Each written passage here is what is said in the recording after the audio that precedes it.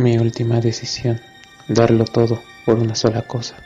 abandonar la idea de estar en todos lados y centrarme. Creí que era una decisión simple, que con el tiempo podría ingeniármelas como siempre lo había hecho, como siempre podría hacerlo. Pero en el momento en que pensé eso, fue cuando todo comenzó a desmoronarse.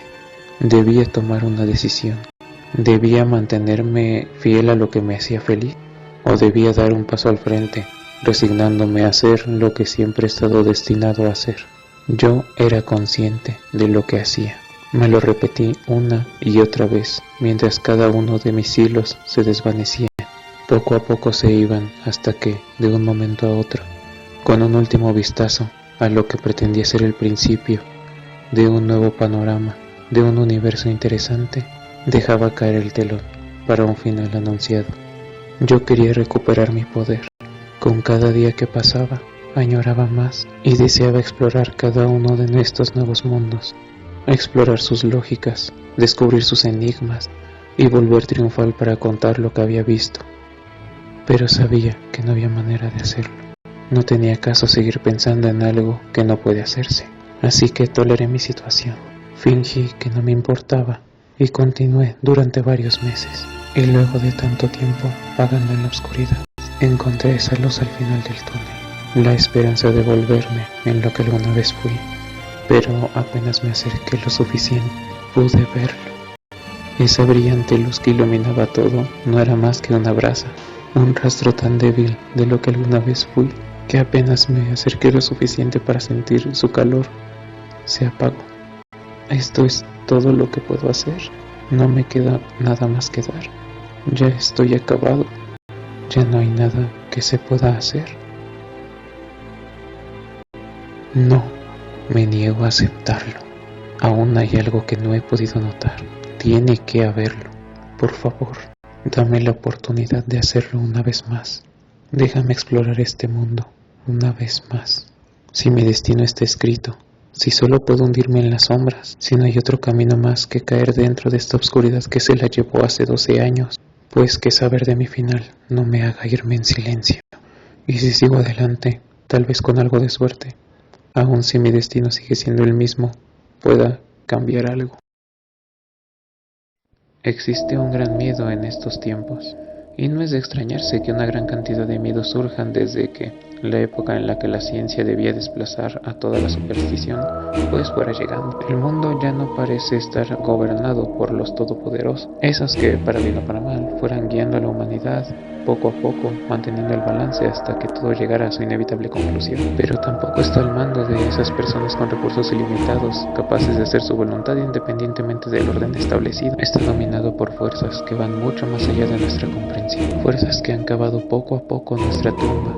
todo consecuencia de nuestra arrogancia al creer que teníamos dominio sobre la naturaleza, cuando en realidad lo que hicimos fue tomar a ese enemigo que se había convertido en un aliado lleno de posibilidades. Ese al que apuñalamos por la espalda incontables veces, lo convertimos en un ser tan destructivo que está dispuesto a morir si con eso nos lleva con nosotros a la nada misma. Y mientras el agua se acaba, el aire se envenena y el desperdicio de recursos nos deja cada vez menos que repartir entre cada vez más cantidad de personas, así como el poco cuidado a la salud y a la dignidad humana, van trayendo todo tipo de enfermedades y males sociales.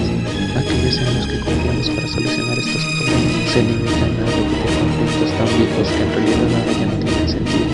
dejando atrás todas las promesas sobre ser mejor y sometiéndose a un sistema basado en el consumismo que ellos mismos implementaron. Lo hicieron hace tanto tiempo que ahora ya no conciben nada sin él,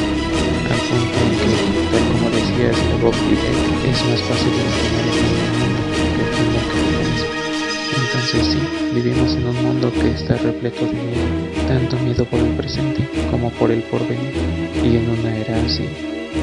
hay un miedo antiguo y primigenio, uno que se mantiene siempre presente con nosotros, nacido desde el primer momento en que el ser humano llegara a crear algo por su cuenta y que poco a poco ha aumentado su poder, aprovechándose de los mismos recursos que fuimos creando con generación, convirtiendo las herramientas que debían llenarnos de información en las armas que utiliza para seguir, para acorralarnos y tenernos a su merced, dejándonos solo dos opciones: aislarnos de una sociedad de la que dependemos por necesidad. Quien haya sido más perceptivo, seguro ya se dio cuenta de ese enemigo del que estamos hablando: los spoilers. ¿Qué? Los spoilers son cualquier tipo de información visual, escrita o sonora que busca adelantar información que se ignora pero que se tenía el propósito de conocer. Su origen como palabra viene del verbo en inglés spoil, que hace referencia a arruinar algo, al arrebatarle su valor, dando en español una traducción que prefiero en realidad por encima del anglicismo, más allá de mi negativa a esclavizarme a un idioma que ha estado esclavizando al mundo, con una ideología más podrida que el almuerzo que cualquier niño de primaria podría tener en su mochila. Lo prefiero porque me parece que da una referencia más exacta de lo que puede referirse: el destripe. Una palabra que, a su manera, no solo toca el significado del verbo spoil, también de sus consecuencias. Porque sí, el destripar algo puede mostrarnos algo que quizás quisiéramos saber, pero que realmente no deseamos ver, aplastando nuestras expectativas y destruyendo cualquier efecto que nos pudieran haber generado, lo que muchas veces nos hunde en un vacío que nos orilla a abandonar eso a lo que nos habíamos acercado con tanto interés. Y sí, de manera similar a este efecto alarmista que tienen los documentales sobre el universo, donde nos dicen que el Sol está destinado a acabar con la vida en la Tierra, o que nos dirigimos hacia algo que está a millones de años luz, de lo que en realidad no sabemos nada, o las frases exageradas que cada vez suenan más razonables sobre la caza desmedida y el calentamiento global, un destripe puede generar una gran conmoción en quien lo escucha, dejándolo emocionado, asustado o perturbado. Pero ¿qué pasa cuando ya sabes algo que frente a tus ojos te va llevando por un camino que te va a guiar a eso básicamente? Pues nada, lo que en un principio generaba expectación, miedo, tensión o incluso horror, se va convirtiendo poco a poco en indiferencia o hasta resignación. Y volviendo al mundo del entretenimiento,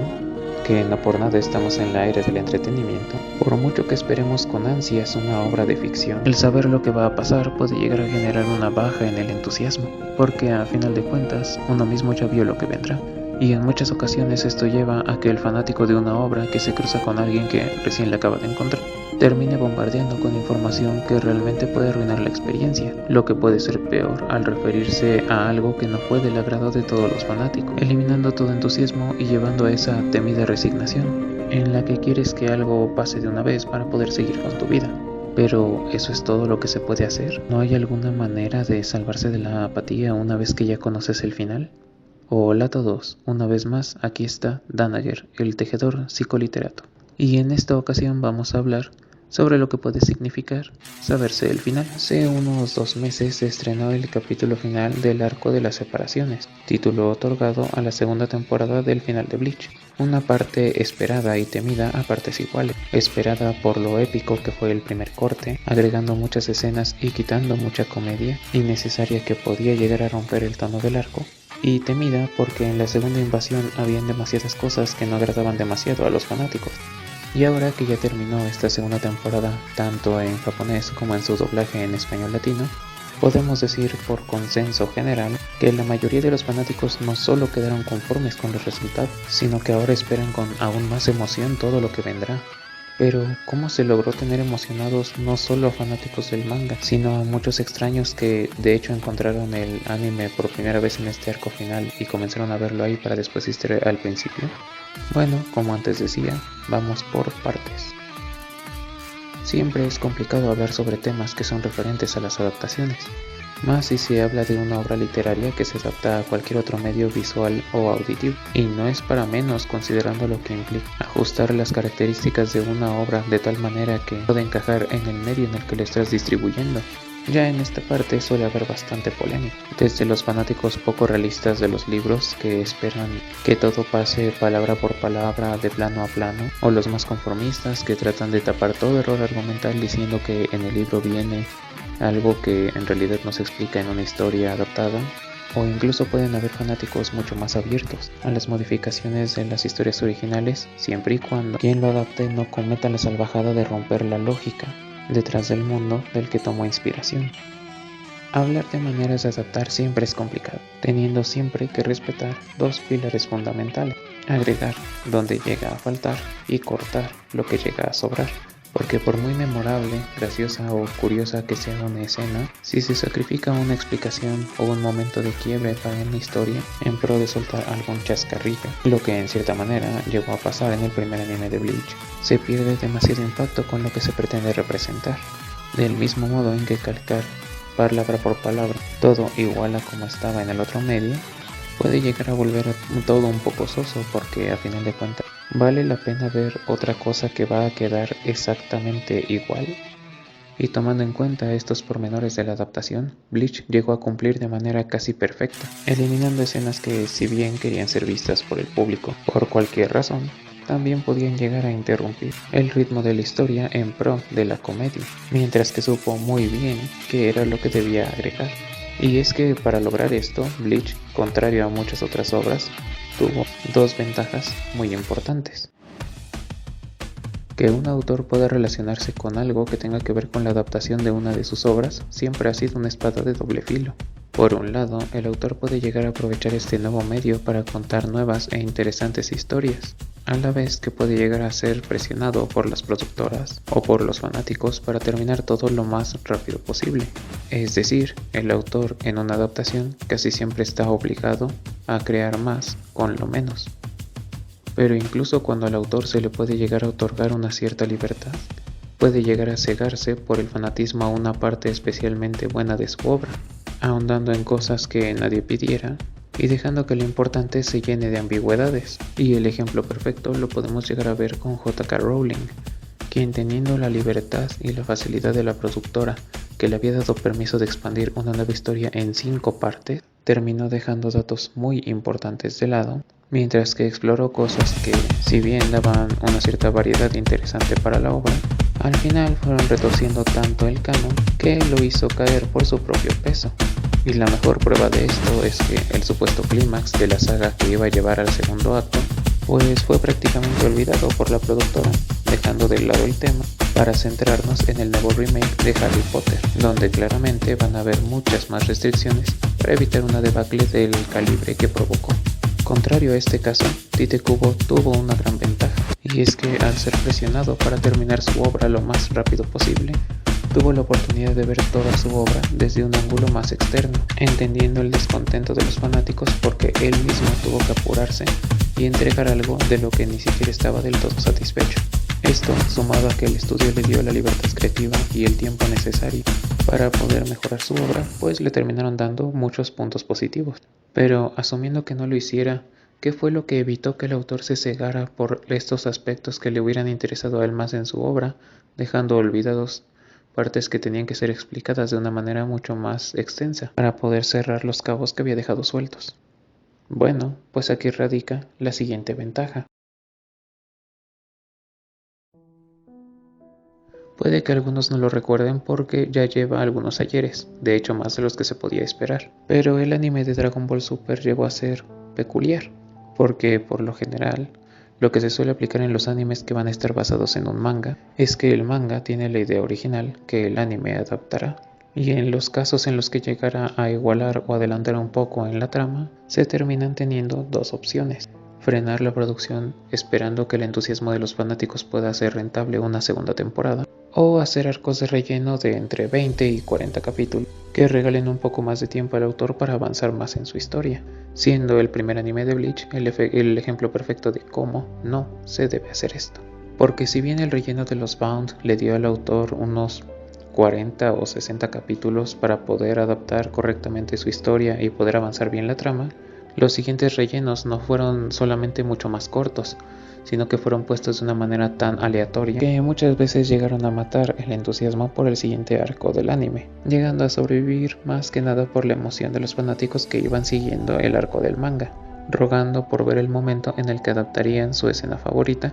y teniendo la paciencia suficiente para poderse soplar entre 25 y 30 capítulos de relleno, que por lo general, aunque fuera interesante, pues generaba repulsión al haber recortado puntos álgidos en la trama. Estos que suelo mencionar son los caminos más populares al hacer adaptaciones, pero de vez en cuando hay un caso particular, uno que probablemente ya llevará algún tiempo existiendo, pero del que se habló mucho más con la llegada de Dragon Ball Super, siendo en esta ocasión en que el anime iba siendo emitido casi al mismo tiempo que el manga, Y si bien el anime llegó a tener algunas pausas por algunas semanas y también tuvo sus pequeños arcos de relleno, la base general que tenía el anime era una historia de Akira Toriyama entregada tanto a Toei Animation como a su discípulo, Toyotaro, para que de esta manera ambos hicieran sus propias versiones de lo que sucedería. Lo que llevó a que el anime y el manga, si bien a grandes rasgos siguen contando la misma historia, lo llegaran a hacer de maneras tan diferentes que en algunos casos uno mismo se cuestionaba si de verdad era la misma historia.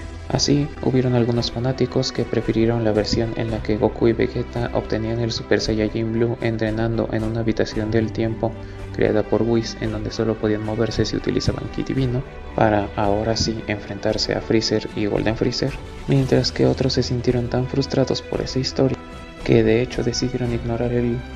que en realidad la historia tiene un manga promocional para irse directo al torneo de Champa sin tener una explicación del todo clara en cómo se obtuvo el Super Saiyajin Blue, lo que en realidad fue un muy flaco consuelo porque la saga de Champa tanto en anime como en manga tampoco está muy buena la verdad. El punto es que en esta ocasión el manga llegó a tener toda la ventaja, porque al ser un manga mensual, al mismo tiempo que el anime se transmitía por lo general de manera semanal, la obra impresa tenía toda la facilidad de ver qué elementos de la historia gustaban o no gustaban a los fanáticos, para después pulir todos los detalles que no habían gustado y presentar una historia como si esta fuera la real, siendo que la realidad es que ambas historias estaban basadas en un mismo guión que entregaba el autor original. Claro que aún con estas ventajas, Dragon Ball Super tuvo dos grandes problemas, siendo el primero de ellos el tiempo entre cada saga, porque en algunas ocasiones los 2 o 3 meses que separaban el anime del manga no eran suficientes para corregir del todo los huecos argumentales que tenía la historia, y el hecho de que se decidiera que el anime de Dragon Ball Super pues ya no exista, lo que ya le quitó la posibilidad de tener un piloto de lo que viene para después mostrar una versión corregida, lo que ahora nos ha llevado a mejor tener una versión más o menos corregida de una historia que no estaba tan buena la verdad, pero que ha estado abarcando los últimos meses de la franquicia. No quiero extenderme demasiado en este punto porque uno de mis temas que tengo planteados ahora que regresé están justamente dedicados a esta parte del anime de Dragon Ball Super. Así que concluiré diciendo que estas ventajas que tuvo Dragon Ball Super y sus desventajas fueron superadas por Bleach principalmente por dos factores. En primer lugar, Bleach no tuvo unos pocos meses para corregir toda la historia. Tuvo más de 5 años después del final del manga para escuchar opiniones de fanáticos y críticos, reposar las ideas y poner las cosas en perspectiva, mientras al mismo tiempo Tite Kubo pudo tomar la oportunidad de explorar nuevos puntos en su obra y explayarse lo que tuviera que explayarse, lo que, si bien no dejó a la obra como algo perfecto, sí permitió entrar en detalles a muchas cosas que se habían dejado ambiguas, aunque tal vez con algo de abuso. En esta cuestión quisiera dejar por fuera los temas relacionados a la animación y al dibujo, porque de eso no sé nada. Y si a mí de psicólogo me tirria, en serio, que algún youtuber de tercera tome como ejemplo el concepto de la sombra junguiana para inventarse una evolución relacionada con su personaje favorito, quiero creer que a los animadores y a los dibujantes les llegue a parecer cansino que alguien que no le sabe comenzara a hablar como si lo hiciera. Así que si bien hubieran algunas cosas que no me gustaron del todo, como algunas implementaciones del CGI o unos dibujos que llegaron a verse un poquito raros, en lo que yo quiero ahondar es precisamente en dos temas, de los que como escritor pues sí sé un poco.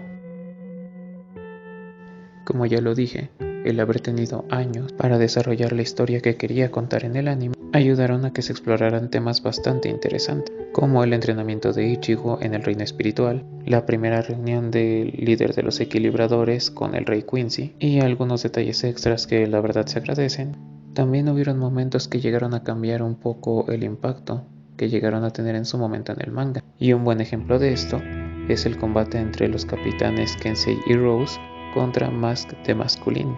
ya que mientras en el manga se nos presentó al adversario con la suficiente fuerza como para noquear a Renji de un solo golpe en la primera invasión, en la segunda invasión se nos presenta como alguien capaz de derrotar a Yumichika, Ikkaku y Hisagi en su estado Shikai sin que eso llegue a representarle un verdadero esfuerzo. Y justo cuando el capitán Kensei estaba pensando que por débiles y confiados los derrotaron, la advertencia de Hisagi junto a la voz de Jane rogándole a la superestrella que se levantara no solo nos dejaba en claro cómo funcionaban los poderes de Superstar, también nos dejaba a nuestra imaginación el tenebroso giro que debió haber tomado el combate de estos tres contra de masculino. Esto el anime en un principio lo había mejorado un poco, mostrándonos en un inicio el combate de estos tres tenientes contra la superestrella, pero justo en el momento en que tenían la oportunidad para cortar el combate, dejándonos en el suspenso, para luego mostrarnos la escena tal y como pasaba en el manga, para resaltar también algunos otros detalles que terminaron cortándose para dar un poco más de peso a esta pelea, tuvimos no solamente una demostración bastante explícita sobre el funcionamiento de los poderes de la superestrella, sino que además lo exponen al punto en que Kensei pasó de ser un vendehumo a un arrogante simplón, mientras que Rose, justo cuando podían corregir su inevitable y lamentable derrota, al ir explicando sus poderes mientras mostraba su Bankai, para ahora mostrarnos el Bankai de un modo un poco más artístico, que hiciera más de masculino deducir de una manera un poco más inteligente el cómo funcionaba su Bankai, para así superarlo. Nos vuelven a mostrar al mismo inepto que le cuenta todas sus capacidades y debilidades, lo que provoca que una vez más lo vuelvan a hacer una dona, haciendo que nos preguntemos no solamente cómo es que este grupito de capitanes sigue siéndolo en el arco del infierno, sino cómo llegaron a hacerlo antes de que se convirtieran en Vizard. Y como hay algunos otros detalles que fueron dejando de lado en pro de extender algunas escenas que quizás era mejor tenerlas en suspenso. Aunque en este caso me parece que basta con mostrar este ejemplo como uno en el que quizás la adaptación pudo haber recortado un poquito más algunas escenas que quería detallar para poder explotar un poquito más otras cosas que valía la pena resaltar. Y antes de que alguien me dispare una lluvia de flechas, pues mejor pasemos al siguiente punto de una vez.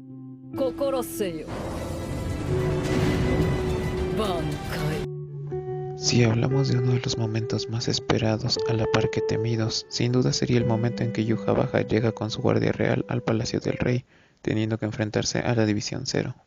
Pues más allá de lo épico del combate de Ichibei contra el Rey de los Quincy's, también teníamos uno de los combates más polémicos de todo Bleach,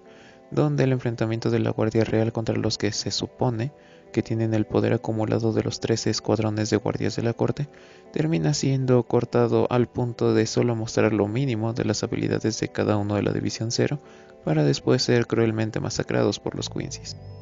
Esto teniendo en cuenta que después subiría el grupo protagónico para derrotar a cada uno de la guardia de élite, dejaba a la División Zero muy mal parada porque unos segadores que, por muy poderosos que dijeran ser, al final fueron derrotados por los mismos invasores a los que más adelante se enfrentarían los capitanes, y si bien esto podía llegar a subir la expectativa de cada uno de los integrantes de los elegidos por el rey, porque obviamente tuvieron que ser de un poder enorme al haber acabado con toda la División Zero, también deja un mal sabor de boca al no haber mostrado prácticamente nada de la batalla, y luego de enseñar que si bien cada uno de los integrantes tenía trucos que hacía casi imposible derrotarlos, al final terminan siendo superados por cada uno de los capitanes, y teniendo en cuenta que incluso los tenientes subieron a pelear, pues muestran que si bien tenían poder, casi todos pues se podían derrotar. Aquí el anime la tenía bastante complicada, porque debían mostrar las habilidades de cada uno del Escuadrón Zero de una forma mucho más respetable, pero teniendo cuidado de no revelar demasiado de los poderes de cada uno de los Quincy's, poniendo especial énfasis en los combates de Uryu y Yugram, que son los que tienen las habilidades más interesantes, pero que solo se explican hasta el final de la obra. Pero entonces, ¿cómo se solucionó todo? Bueno, no hubo otra manera más allá de usar las escenas extra, y es que un combate que apenas si dura lo suficiente para generar expectativas en el manga, en el anime se vuelven prácticamente 3 capítulos enteros donde podemos ver justo lo necesario de los poderes de los Quincy's, mientras nos dan un despliegue mucho mejor de las habilidades de cada uno de la División Zero, siendo el capítulo 11 uno de los más fieles al manga en lo que cabe, por poner uno de los que llevaba el combate original, mientras que los capítulos 12 y 13 tenían el objetivo de expandir todo lo tratado y mejorar el desempeño de cada uno de los que peleaban ahí. Y de hecho, de principio lo hicieron muy bien, expandiendo peleas, usando de manera muy sutil las habilidades de cada uno de los Stenritter,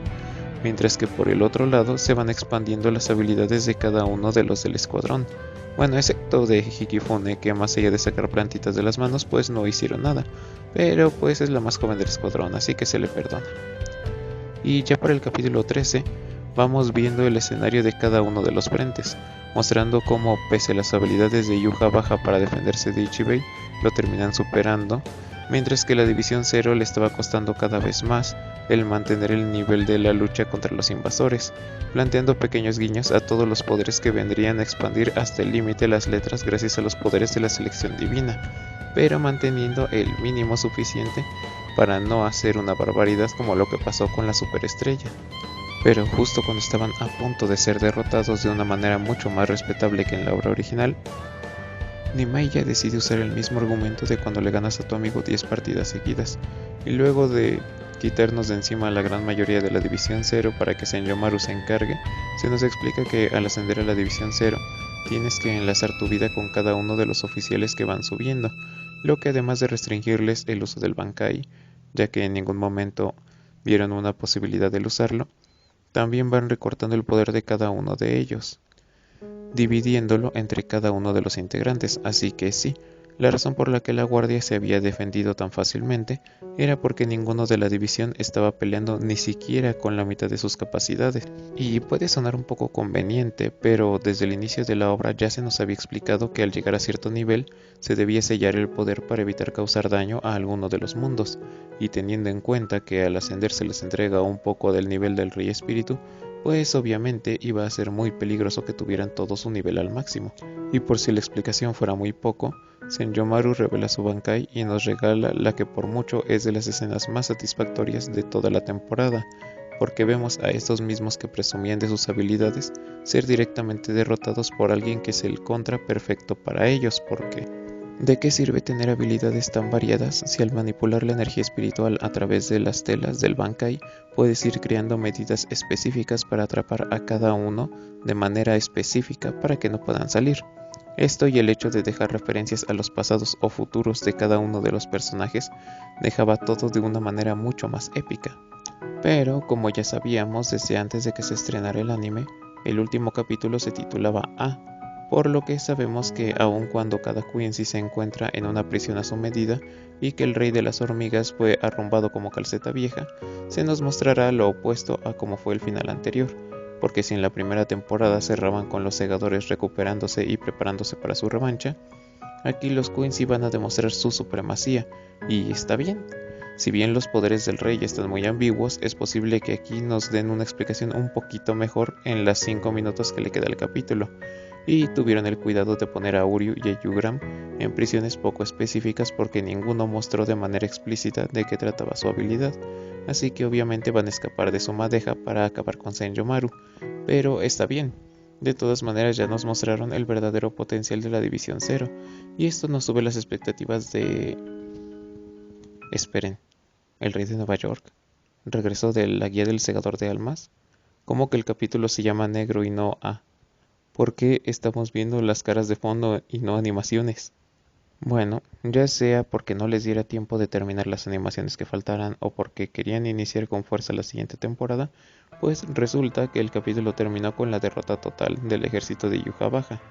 Pero como aún le faltan algunos minutos al capítulo, pues decidieron poner algunas referencias a cosas que habían sido cortadas porque arruinaban el tono del arco. Pero como no había tiempo para animaciones, pues dejaron todo de manera estática. Y aunque el cambio no es de mi agrado, pues está bien. Es decir, por un lado sí está el hecho de que se perdonen cosas por ser Bleach, pero más allá de esto, en esta ocasión parece que de verdad tienen una oportunidad de seguir manteniendo la vara alta, porque si bien el corte se nota bastante que es a último momento, nos brinda una gran oportunidad de mejorar la derrota de la División Zero. Ya había dicho antes que el poder de Yuha Baja estaba muy mal explicado en un inicio, y que parecía más guionazo que otra cosa la derrota de Ichibei, y si bien la derrota de Senjomaru tendría sentido por lo que ya dije, al final no dejaría de ser apresurada. Entonces, si bien la temporada renuncia a tener un cierre del todo claro, sí nos deja la posibilidad de un inicio del tercer corte que tiene todo para ser épico, dando una mayor exploración a los poderes de Yuha Baja, mostrándonos una derrota mucho más elaborada del bando de los segadores, y dejando todo listo para que Ichigo llegue y vea todo el desastre que quedó en su ausencia. Ya se había demostrado desde un inicio, pero valió la pena cada segundo del tiempo que se tuvo que esperar para la llegada del anime, porque claro, no es perfecto y tiene varios detalles que no se pueden cambiar del todo porque vienen de la misma obra en sí. Pero este proyecto nos muestra cómo tomar lo mejor de una obra y aun cuando se puedan cometer errores, expandir los horizontes hacia algo mejor, pudiendo darse el lujo de tener un final a medias porque ya había demostrado que se le puede dar el voto de confianza gracias al gran trabajo de los dos cortes anteriores, así que no queda más que esperar a algún punto de 2024 que regrese el anime con mucho más que mostrar sobre esa historia que luego de tantos años por fin se está redimiendo. Y bueno, eso sería todo. De verdad echaba de menos estar haciendo esto, y me alegra bastante por fin estar de vuelta. No ahondaré aquí en los detalles sobre cómo perdí mis habilidades y pude volver hasta ahora, porque a grandes rasgos ya lo conté. Solo pues quiero decir que por fin he vuelto, y si bien no podré hacer lo que yo quería, que ya era hacer videos cada 5 días, pues por fin encontré la manera de recuperar mi ritmo, así que ya pueden esperar nuevas cosas para el canal. Muchas gracias a los que escucharon hasta el final y bueno, ya saben que si les gustó el video pueden dejarme su like, si no les gustó pues su dislike. Y bueno, si les gustan las argumentaciones pues pueden suscribirse porque subo video todos los meses. Pero si además les interesa la psicología y la literatura, pues es su día de suerte porque vuelvo a subir video cada 10 días. Y sin nada más por añadir, me despido. Les habló Tanager, el tejedor psicoliterato, y nos estaremos viendo en un próximo video. Adiós.